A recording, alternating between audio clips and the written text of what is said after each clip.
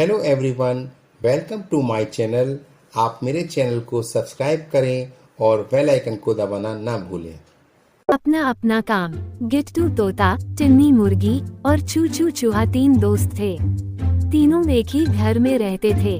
गिट्टू तोता जंगल से फल और नदी से पानी लाता था। टिन्नी मुर्गी घर का काम करती थी और खाना बनाती थी। चूचू चूहा बगीचे की देखभाल करता था।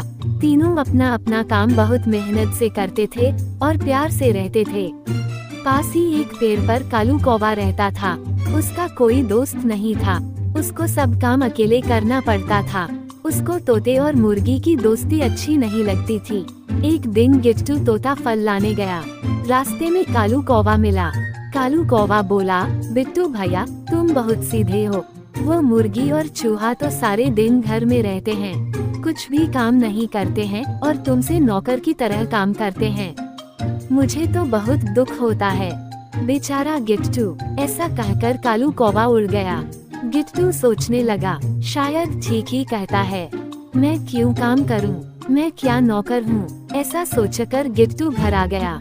उसने टिन्नी से कहा, मैं कोई काम नहीं करूंगा। मैं क्या तुम्हारा नौकर हूँ? तुम तो आराम से घर में बैठी रहती हो और मुझसे काम करती हो। टिन्नी बोली, अच्छा तुम ऐसा सोचते हो तो कल से तुम घर का काम करो, मैं पानी लाऊंगी। अगले दिन पानी लाने गई।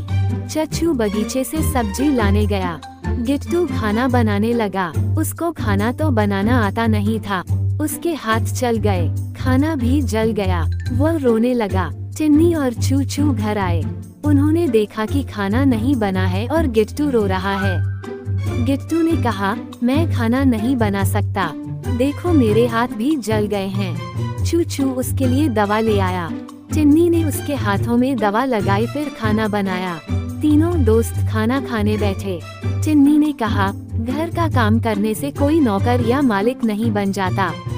कोई काम छोटा या बड़ा नहीं होता, सबको मिलकर काम करना चाहिए। जो काम तुम ठीक से कर सकते हो वही काम करना चाहिए। अगले दिन से तीनों अपना अपना काम फिर से करने लगे और मिलकर प्यार से रहने लगे। धन्यवाद।